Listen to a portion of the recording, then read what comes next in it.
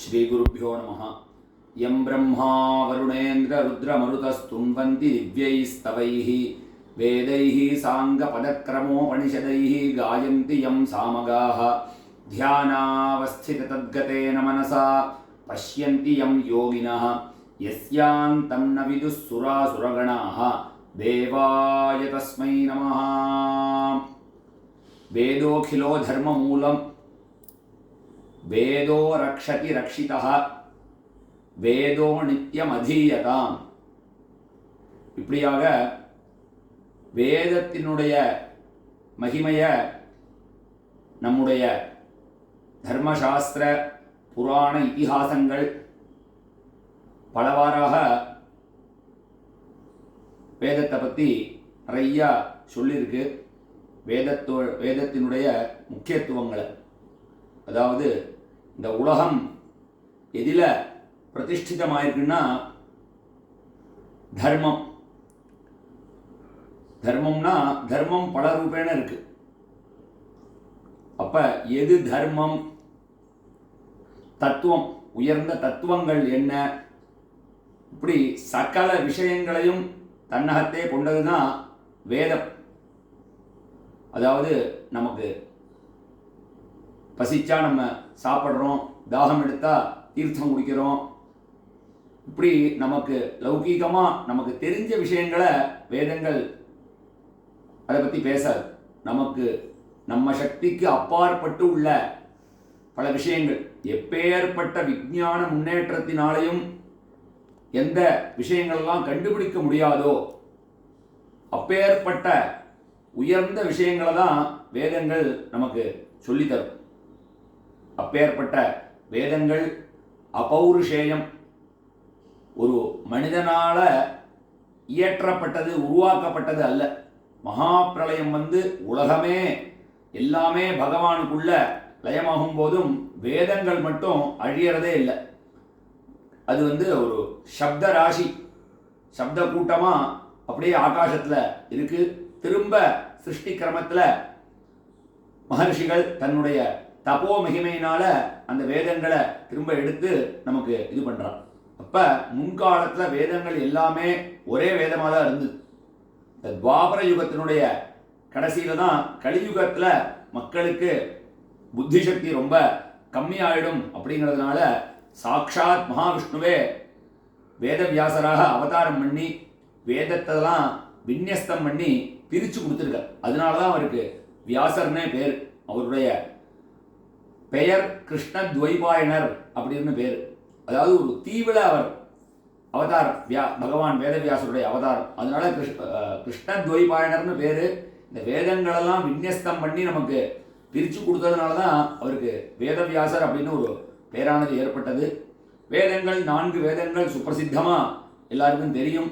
ரிக்வேதம், யஜுர்வேதம், சாமவேதம், அதர்வண வேதம், இப்படியாக 4 வேதங்கள். இந்த 4 வேதங்கள்லையும் ஒவ்வொரு வேதத்துக்குள்ளேயும் பல பிரிவுகள், சாக்கைகள் அப்படின்னு சொல்லுவா. பிரான்ச். வேதம் அப்படிங்கிறது ஒரு விருட்சம்னா அதுக்கு பலவிதமான கிளைகள்.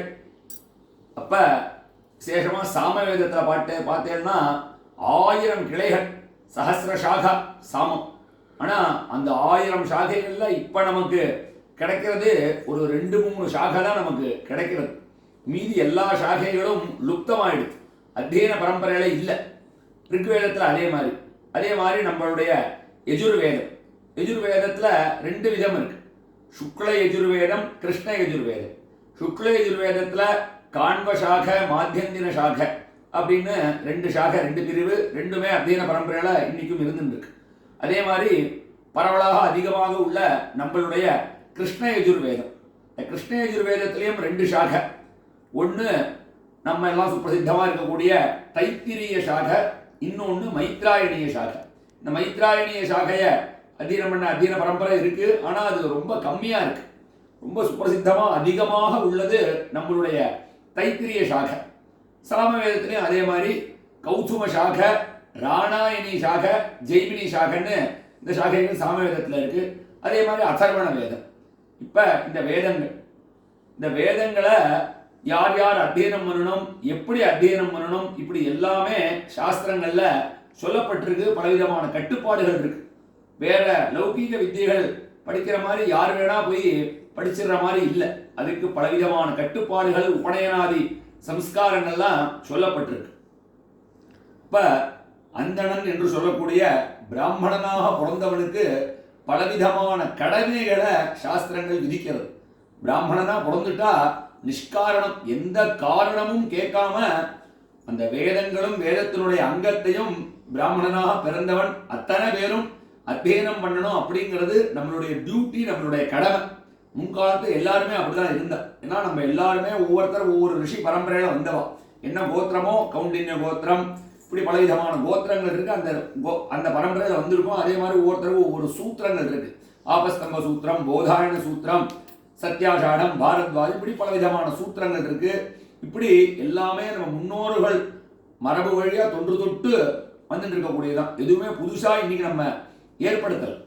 அப்பேற்பட்ட வேதங்கள், அந்த வேதத்தை அத்தனை பேரும் பிராமணனாக பிறந்த அத்தனை பேரும் அத்தியனம் பண்ணணும். முன்காலத்து அப்படிதான் இருந்தது. அத்தியனம் பண்ணி அந்த வேதத்துல சொல்லப்பட்டபடி தன்னுடைய வாழ்க்கையை அமைச்சிட்டு அதுல சொல்லப்பட்ட உத்தமமான சோமயாகம், வாஜபயாகம் முதலான ஸ்ரௌத கர்மாக்கள்லாம் அனுஷ்டானம் பண்ணி கடைசியில துரியாசிரமம்னு சொல்லக்கூடிய சன்னியாசம் வாங்கிட்டு அப்படி உத்தமமான முறையில் நம்ம முன்னோர்களுடைய வாழ்க்கை முறையானது இருந்தது.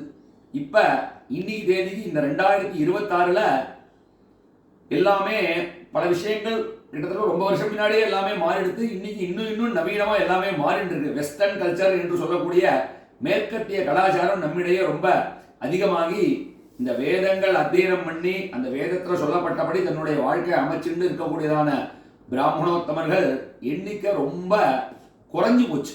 ஆனாலும் இன்னைக்கு இருந்துட்டு இருக்கு. சுத்தமா இல்லாம ஆக ஒரு குறிப்பிட்ட பேர் அதை விடாம பரம்பரையா அந்த வேதங்களை அத்தியனம் பண்ணி அதுக்காகவே தன்னுடைய வாழ்க்கைய முழுக்க அர்ப்பணிச்சு, ஏன்னா பிறந்ததுலேருந்து பலவிதமான சம்ஸ்காரங்கள் சொல்லப்பட்டிருக்கு பிராமணனுக்கு. ஜாதகர்மா, நாமகரணம், அன்னப்பிராசனம், சௌளம், உபநயனம், இப்படி பலவிதமான சம்ஸ்காரங்கள் சொல்லப்பட்டிருக்கு. எல்லா சம்ஸ்காரத்தையும் அந்தந்த காலத்தை அந்தந்த சம்ஸ்காரங்களை அடைஞ்சு பிரதானமாக அந்த உபநயனம் என்று சொல்லக்கூடிய கர்ப்பாஷ்டமேஷு பிராமண உபநயித என்ற தர்மசாஸ்திர வாக்கியப்படி அந்த 7வது வயசுல அந்த பிராமண குழந்தைக்கு உபநயனமானது செய்விக்கப்பட்டு, உபநயனம் வித்யார்த்தத்ய ஸ்ருதித சம்ஸ்காரா என்று சொல்ல தர்மசாஸ்திரத்தில் சொல்லப்பட்ட மாதிரி உபநயனம் எதுக்காகனா இந்த வேதங்களை அத்தியனம் பண்றதுக்காக தான் அந்த உபநயனம். இந்த உபநயனம்ங்கிறது ஆனாதான் இந்த வேதத்தை அத்தியனம் பண்றதுக்கான தகுதி இவாளுக்கு வருது. இப்ப இந்த உபநயனம் ஆனாலும் பிரதம ஸ்ராவணம் என்று சொல்லக்கூடிய தல ஆவணியாவட்டம் எல்லாருக்கும் தெரியும். சுப்பிரசித்தமா ஆவணியாவட்டம் தெரியும். பூனல் போட்டு குழந்தைக்கு முதல் வரக்கூடிய ஆவணியாவட்டத்துக்கு தலா ஆவணியாவட்டம்னு பேரு. அதுவும் எல்லாருக்கும் சுப்பிரசித்தமா தெரியும். அந்த தலாவணியாவட்ட தண்ணிக்கு தான் அந்த குருமுகமா வேதாரம்பம்ங்கிறது ஆரம்பிச்சு அந்த தலாவணியாவட்டம் ஆனதுக்கு அப்புறமா தான் அந்த குழந்தைக்கு வேதங்களை சொல்லித்தர ஆரம்பிக்கிறது. அதாவது ஸ்லோகங்கள்ங்கிறது வேற. விஷ்ணு சாஸ்திரநாமம், லலிதா சாஸ்திரநாமம் முதலான ஸ்தோத்திரங்கள் அதெல்லாம் யார் வேணா படிக்கலாம். இந்த கட்டுப்பாடும் கிடையாது. இப்ப அந்த குழந்தைக்கு முதல்ல அக்ஷராபியாசம்னு சொல்லக்கூடிய நம்ம சாஸ்திரிய நம்ம கிரந்தாட்சரம் சம்ஸ்கிருத அக்ஷரங்கள் அக்ஷராபியாசம் முதல்ல அந்த குழந்தைக்கு சொல்லி கொடுத்து, விஷ்ணு சாஸ்திரநாமம் போன்ற லகுவான ஸ்தோத்திரங்கள்லாம் சொல்லி கொடுத்து, இந்த பிரதம ஸ்ராவணம் என்று சொல்லக்கூடிய தலாவணியாவட்டம் ஆனதுக்கு அப்புறமா தான் முதல்ல புருஷ சூக்தத்திலேருந்து ஆரம்பிச்சு அந்த குழந்தைக்கு வேதங்களை சொல்லித்தர ஆரம்பிக்கிறது சம்பிரதாய சித்தமாக அப்படிதான் இருந்துருக்கு. இப்போ இந்த கன்னியாகுமரி மாவட்டத்தில் சுச்சீந்திரம் அப்படிங்கிற க்ஷேத்திரம் ரொம்ப சுப்பிரசித்தமான க்ஷேத்திரம். பிரம்ம விஷ்ணு சிவஸ்வரூப ஸ்தானுநாத சுவாமி, ஸ்தானுமாலைன்னு தமிழில் சொல்றது. சுவாமி தத்தாத்திரேய ஸ்வரூபம். அங்க இந்திரனுக்கு சாப விமோசனம் கொடுத்ததான உத்தமமான க்ஷேத்திரம் சுச்சீந்திரம். இந்த க்ஷேத்திரத்துக்கு பக்கத்துல இந்த சுச்சீந்திர க்ஷேத்திரம் உருவாகிறதுக்கு காரணமாக இருந்த இடம் ஆசிராமம் அப்படின்னு சொல்லக்கூடிய ஒரு அருமையான அக்ரஹாரம். தந்த நதி என்று சொல்லக்கூடிய பழைய ஆற்றினுடைய கரையில அமைந்ததான ரொம்ப ஒரு அற்புதமான அக்ரஹாரம் ஆசிராமம் என்று சொல்லக்கூடிய அக்ரஹாரம். இந்த அக்ரஹாரத்துக்கு ஆசிராமம்னு ஏன் பேர் வந்ததுன்னா, அத்ரி மகர்ஷியும் அனசூயா தேவியும் அவ வாசம் பண்ணினதான இடம். அதனாலதான் இந்த இடத்துக்கு ஆசிரமம் அப்படின்னு ஆசிராமம்னு பேர் வந்திருக்கு. அந்த அத்ரி மகர்ஷி அனசூயா தேவி வாசம் பண்ணி அவ ஹோமம் பண்ணினதான இடம். அந்த அந்த ஹோமகுண்ட உட்பட ஒரு தடாகமா இன்னைக்கு இருக்கு. ஹோமகுண்ட குளம்னு அதுக்கு பேரு. அப்படி அவ வாசம் பண்ணிட்டு இருக்கும் போது இந்த அனசூயா தேவியினுடைய ஒரு கற்ப சோதிக்கிறதுக்காக மும்மூர்த்திகள் வந்து அந்த கதை எல்லாருக்கும் தெரியும். அதெல்லாம் நடந்த இடம். அதுக்கப்புறமா தேவேந்திரன் அகல்யா முதலான வாழ்க்கை தப்பா நடந்துட்டு அவனுக்கு சாபம் ஏற்பட்டு அவனுடைய சாப விமோசனம் இங்கே ஏற்பட்டதுனால தான் அந்த சுச்சீந்திர கஷேத்திரத்துக்கு ஞானாரண்யம் அப்படின்னு பேரு. அங்க வந்து அவன் தபஸ் பண்ணி சாப விமோசனம் பெற்றதுனால தான் சுச்சீந்திரம் சுச்சீந்திரம். அப்படி அவன் தேவலோகத்திலேருந்து வரும்போது அவனுடைய வெள்ளை யானை ஐராவதம் அதனுடைய தந்தத்தினால கீறி உருவான நதி தான் இங்கே ஓடக்கூடிய பழையாறு என்று சொல்லக்கூடிய தந்த நதி. இந்த தந்த நதியோட தீரத்தில் இந்த ஆசிரமம் கிராமமானது இருக்கு. இந்த கிராமத்துல கிட்டத்தட்ட பரம்பரையா நாங்க இருந்துட்டு இருக்கோம். பரம்பரையா இதே வைதிக பிரவೃತ್ತಿ வேதங்களை அத்தியனம் பண்ணி வேதங்க அத்தியனம் அத்தியாபனம் இப்படி வைதிக பரம்பரையில இருந்துட்டு இருக்கோம். இங்க இந்த ஆசிரமம் கிராமத்துல ஸ்தானுநாத குருகுலம் அப்படின்னு நம்மளுடைய குருகுலம் செயல்பட்டு இருக்கு. இந்த குருகுலத்துல இப்ப குழந்தைகள் வேத அத்தியனத்துக்கு வித்தியார்த்திகள் சேர்க்கை மாணவர் சேர்க்கை நடந்துட்டு இருக்கு. இந்த குருகுலத்துல குழந்தைகளுக்கு பிராச்சீனமான சம்பிரதாய முறைப்படி வேதங்கள் சாஸ்திரங்கள் சம்ஸ்கிருதங்கள் நம்ம சாஸ்திரிய வித்யை யோகாபியாசம் யோகா உட்பட எல்லாமே இங்க பிராச்சீனமான சம்பிரதாய முறைப்படி சாஸ்திரப்படி அந்த வேதங்களை எப்படி அத்தியனம் பண்ணணுமோ அதுக்கு பலவிதமான கட்டுப்பாடுகள்லாம் சொல்லப்பட்டிருக்கு. அப்பேற்பட்ட சாஸ்திரியமான முறையில இங்க வேதங்கள் குழந்தைகளுக்கு அத்தியனம் பண்ணி வைக்கப்படுறது. இதுல குறிப்பிட்டு இன்னைக்கு தேதிக்கு ஒரு விஷயம் பிரதானமா சொல்ல வேண்டிய ஒரு கட்டாயமான சூழ்நிலையில இன்னைக்கு இருக்கு. அதாவது நம்ம வந்து சாதாரணமா உள்ள லௌகீக வித்யை இந்த ஸ்கூல் படிக்கிறது இந்த வேத அத்தியனம் பண்றதுக்கு அப்படிங்கிறதுக்கும் நிறைய வித்தியாசம் இருக்கு. இந்த ஸ்கூல் படிக்கிறதுங்கிறதுக்கும் அவளும் கட்டுப்பாடுகள் வச்சிருக்கா. சும்மா எப்படி வேணா போக முடியாது. அந்த ஸ்கூலுக்கு போறதுக்கு அந்த அட்மிஷன் இது பண்ணும்போது கரெக்டாக போய் குழந்தைய சேர்க்கணும். அந்த ஸ்கூலுக்குன்னு ஒரு ட்ரெஸ் கோட் வச்சிருக்கா, ஒரு யூனிஃபார்ம், ஒரு டைமிங் வச்சிருக்கா. இத்தனை மணிக்கு போகணும், இத்தனை மணிக்கு ப்ரேயர், இத்தனை மணிக்கு கிளாஸ், ஒரு நாளைக்கு இத்தனை பீரியட், இப்படி எல்லாமே ஒரு கட்டுப்பாடோட தான் எல்லாமே நடந்துருக்கு. எந்த ஒரு விஷயமே எந்த கட்டுப்பாடும் இல்லாம என் இஷ்டத்துக்கு பண்ணுவேன்னு எதுவுமே பண்ண முடியாது.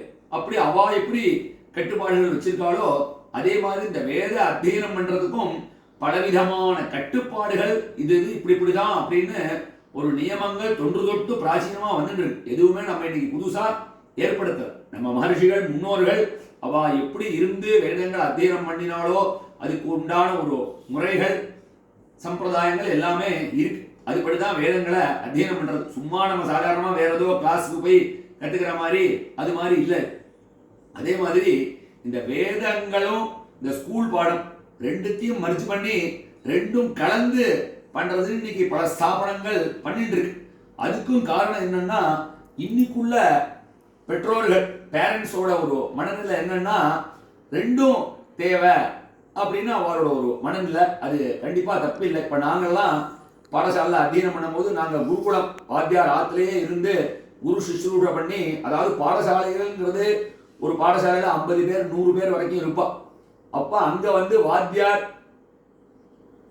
அங்கேயே தங்க மாட்டார். வாத்தியார் வேற இடத்துல இருப்பார். அந்த பாடம் சொல்லி சில சமயத்துல வருவார், பாடம் சொல்லி தருவார், குழந்தைகளை கவனிச்சுப்பார், வாத்தியார் கிளம்பி போயிடுவார். அந்த பாடசாலை குழந்தைகள் அங்க சமைச்சு போடக்கூடியவா, அங்க இருந்து கவனிச்சு கூடியவாதான் இருப்பா. 50 பேர் 100 பேர் இருப்பா. இது வந்து பாடசாலையோட சிஸ்டம். நாங்கெல்லாம் அத்தியனம் பண்ணது பார்த்தீங்கன்னா இன்னும் ரொம்ப பழமையான முறை குருகுலம். அதாவது வாத்தியார் ஆத்திலேயே தங்கி இருந்து குரு சுஷ்ரூஷ பண்ணி அவள்கிட்ட அந்த வித்தியை கிரகிச்சுண்டு அப்படி குருகுல முறையில நாங்களாம் அத்தியனம் பண்ணோம். நாங்கள் அத்தியனம் பண்ற காலத்துல இந்த அளவுக்கு ஒரு ஸ்கூல் பாடமும் எங்களுக்கு சேர்ந்துதான் வேணுங்கிற ஒரு கட்டாயம்லாம் இல்லை. நாங்களாம் உபநயனம் கரெக்டா காலத்துல 7 வயசு உபநயனம் ஆச்சுன்னா 2வது 3வது வரைக்கும் தான் பள்ளிக்கூடம் படிச்சது. அதுக்கப்புறம் பாடசாலை கொண்டு சேர்த்துட்டான்னா முழுக்க இந்த வேதங்கள் மட்டும்தான். வேதங்கள் இந்த சாஸ்திரியமான வித்தியைகள் எல்லாமே 12 வருஷ காலம் 14 வருஷ காலம் அப்படி இருந்து அத்தியனம் பண்ணி எங்க வாத்தியார் அனுகிரகத்துல சுவாமி அனுகிரகத்துல பரம சௌக்கியமா இன்னைக்கு இருந்துருக்கோம். ஆனா இன்னைக்கு தேதிக்கு அந்த லௌகீக வித்தியும் கண்டிப்பா தேவை. அதை வந்து இன்னைக்கு வேணும்னு அப்பா அம்மா நினைக்கிறதையோ அதை படிக்கணும்னு ஆசைப்படுறதையோ நாங்க மறுக்கவே இல்லை, தப்பு சொல்லவே இல்லை. கண்டிப்பா தேவை. நாங்க அத்தியனம் பண்ணிட்டு வந்த மாதிரி வெறும் சாஸ்திரிய வித்தியை மட்டும் போறோம்னு சொல்லலை. ஆனா இதுல உள்ள ஒரு டிஃபிகல்ட்டிய சொல்றேன். ரெண்டுத்தையும் சேர்த்து மர்ஜ் பண்ணி நம்ம படிக்கணும்னு அப்பா அம்மா நினைக்கிறா. அவளோட எண்ணம் தப்பில்லை. ஆனா இதுல உள்ள ஒரு டிஃபிகல்ட்டி அவ தெரிஞ்சுக்கணும். சாதாரண வித்தியை மாதிரி இந்த வேத வித்தியை இல்லை. இந்த வேத வித்தியங்கிறது பெரிய பிரம்ம வித்தியான்னு கேட்பா இல்லையா, அப்பேற்பட்ட பிரம்ம வித்தியை ராஜா ஒருத்தர் தான். ஒரு தேசமோ ஒரு சின்ன ஊரோ எதுவானாலும் ராஜாங்கிற ஒருத்தர் தான். மீதி எல்லாரும் அவருக்கு கீழே தான். தலைக்கு தலை நாட்டாம பண்ணா ஒரு விவகாரம் சரியானபடி நடக்காது இல்லையா. யாரானாலும் ஒருத்தர் தான் ராஜாவா இருக்கணும். அது அவருக்கு கீழே ஒரு கொடைக்கு கீழே ஆட்சி பண்ணணுங்கிற மாதிரி வேதம்ங்கிறது ரொம்ப ஒரு வசந்ததான வஸ்து. அந்த வேதத்துக்கு நிகரா ஒரு வஸ்துவையோ ஒரு விஷயத்தையோ இனிமே உலகத்துல யாராலையும் சொல்ல முடியாது. ஏன், அப்பேற்பட்ட பகவான், எல்லாத்துக்கும் ஆதாரமாக இருக்கக்கூடிய பகவானுக்கே மூச்சு காத்தாக இந்த வேதங்கள் விளங்குறது. அப்பேற்பட்ட உத்தமமான வேதங்கள் நமக்கெல்லாம் மூச்சு காத்து எப்படி ஆக்சிஜனோ சாட்சாத் பகவானோட மூச்சு காற்றாக விளங்கக்கூடியது இந்த வேதங்கள். அப்பேற்பட்ட உத்தமமான வஸ்துவா அந்த வேதங்கள் இருக்கிறதுனால இந்த வேதங்களை முதல்ல அக்ஷராபியாசம் ஆகி ஒரு 4 வருஷ காலம் 5 வருஷ காலம் அந்த மூலாந்தம் அப்படின்னு சொல்லக்கூடிய இந்த வேதத்தினுடைய மூல பிரகிருதி அது அத்தியனம் பண்ணும்போது மட்டும் அது கூட வேற எந்த படிப்பையுமே நம்ம சேர்க்கக்கூடாது. அப்படி சேர்க்காம முழுக்க ஒரு 5 வருஷ காலம் 6 வருஷ காலம் வேதத்துக்குன்னு முழுமையா உழைச்சாதான் அந்த வேதம்ங்கிறது அப்பேற்பட்ட பரபிரம்ம வஸ்துவா இருக்கிறதுனால பிரம்ம வித்தியா இருக்கிறதுனால அதுக்கு நிகரா வேற எந்த வித்தியை வச்சாலும் அது ஏத்துக்காது. வேதம் ஏத்துக்காது. வேதம் நமக்கு அது சரியான முறையில அந்த குழந்தை மனசுல பதியணும். வக்கீல் புஸ்தகம் மாதிரி ஒரு 5-6 புஸ்தகம் 7-8 புஸ்தகம் அவ்வளோ டெக்ஸ்ட் இருக்கு, அவ்வளோ விஷயங்கள் இருக்கு. மூலம் பிரகிருதி அது பசுமரத்தாணி போல அந்த குழந்தை மனசுல நம்ம ஒரு 10 தடவை சந்த வாத்தியார் குருமுகோச்சாரண அனுச்சாரணம் சொல்லி கொடுத்து அந்த குழந்தை அதை திருவேன்னு சொல்லக்கூடிய அந்த 10 தடவை சொல்லி கொடுத்தத 100 தடவை அந்த குழந்தை மனப்பாடம் பண்ணி அதை வாத்தியார்ட்டு திரும்ப ஒப்பிச்சு திரும்ப புது பாடம், இப்படி அந்த ஒரு 5-6 வருஷ காலம் அது கூட வேற எதையும் மறுத்து பண்ணாம அந்த வேதம் மூலாந்தமா வரைக்குமாவது கண்டிப்பா வேற லௌகீக வித்தியோ வேற எதையுமே அதை சேர்க்கக்கூடாது. நாங்கள் அத்தியனம் பண்ணும்போது பாடசாலையிலும் சரி, நீங்க லௌகீக வித்தியக்கு ஏன் போகணும், சாஸ்திரியமான வித்தியன்னு எவ்வளவு விஷயங்கள் இருக்கு, அதையுமே ஒரு மூலாந்தம் அத்தியனம் பண்ற வரைக்கும் அது கூட வேற எதையுமே புகுத்த மாட்டான்.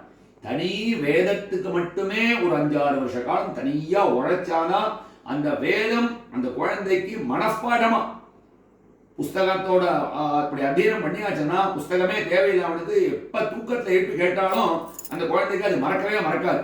அந்த அளவுக்கு திருடமா மனசுல பதியணும். அதுதானே நமக்கு வேணும்.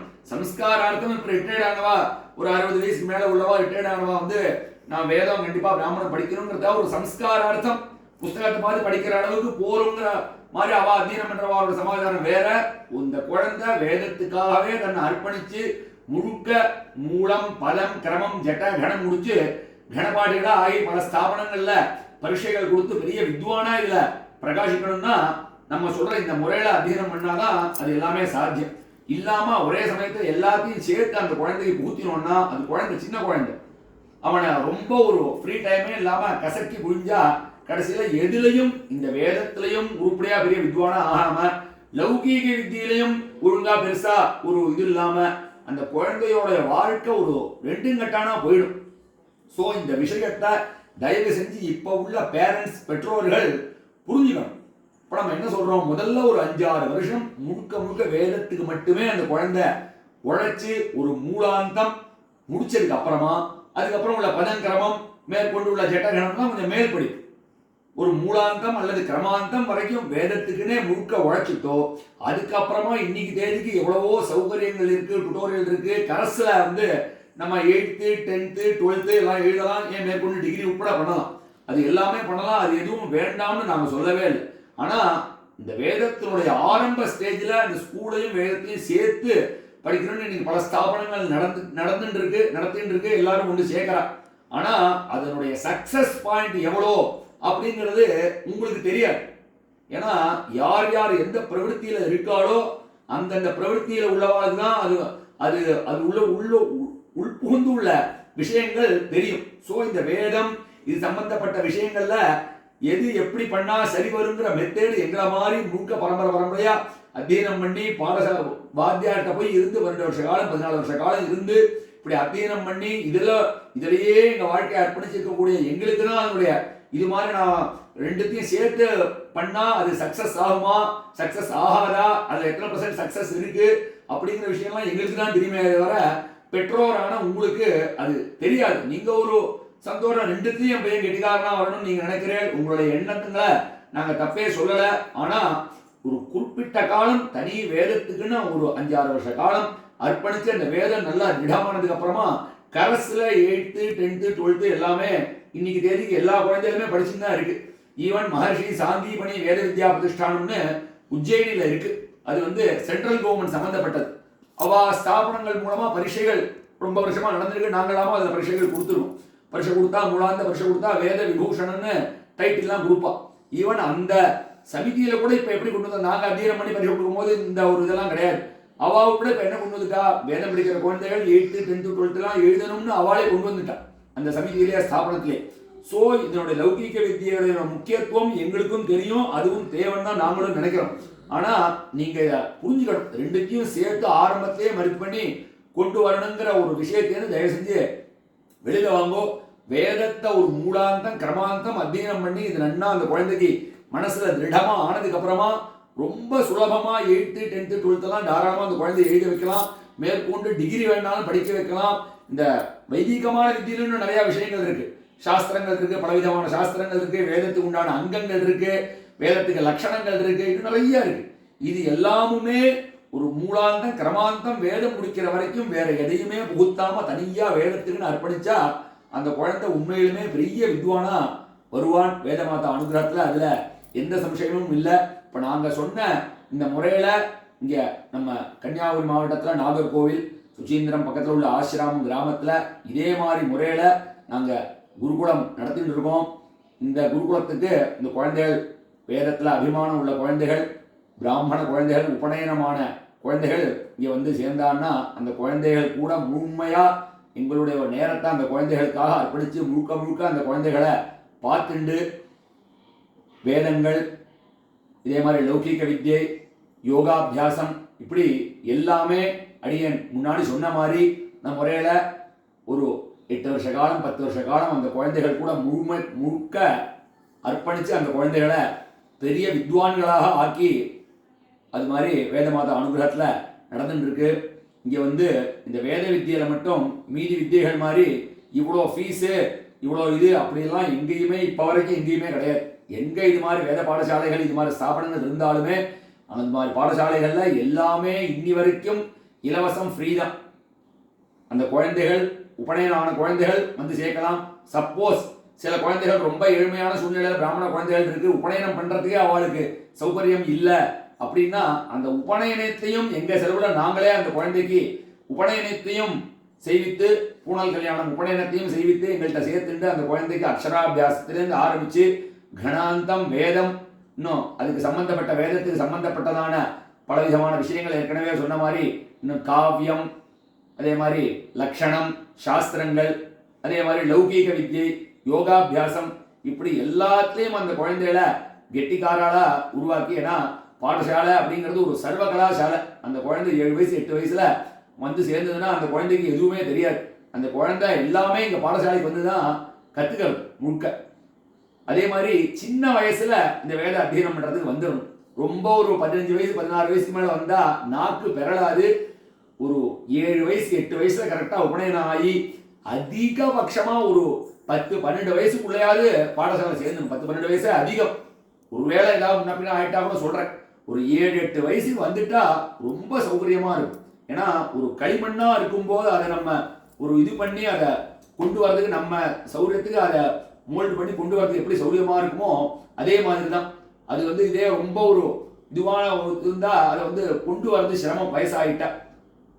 அதனால சின்ன குழந்தைகளா வந்து பாடசாலைகளில் சேர்ந்து முழுக்க இதே மாதிரி வேதங்களை பரிபூர்ணமா அத்தியனம் பண்ணி, ஏன்னா வேதத்தை நம்பி வந்து அந்த குழந்தைகளை விட்டுட்டேன்னா வேதமாதா என்னைக்குமே அந்த குழந்தைகளை கைவிடவே மாட்டா. அந்த குழந்தைகள் லோகோத்தரமா பரம சௌக்கியமா பரமக்ஷேமமா இருப்பா அப்படிங்கிறதுல எந்த விதமான சம்சயமும் இல்லை. இன்னி வரைக்கும் ஹிஸ்டரியில இந்த வேதத்தை நம்பி இந்த வைதிக பிரவೃತ್ತಿயை நம்பி ஒருத்தர் வந்து அவ வாழ்க்கை வந்து ஃபெயிலியரா போச்சு அப்படின்னு கிடையவே கிடையாது. அவ பரம சௌக்கியமா பரமக்ஷேமமா தான் இருந்துட்டு இருக்கா. அப்படிதான் இன்னி வரைக்கும் வேத மாதா யாரையுமே கைவிட்டதே இல்லை. அதனால இன்னைக்கு தேதிக்கு அந்த பெர்சன்டேஜ் ரொம்ப குறைஞ்சுட்டே வருது.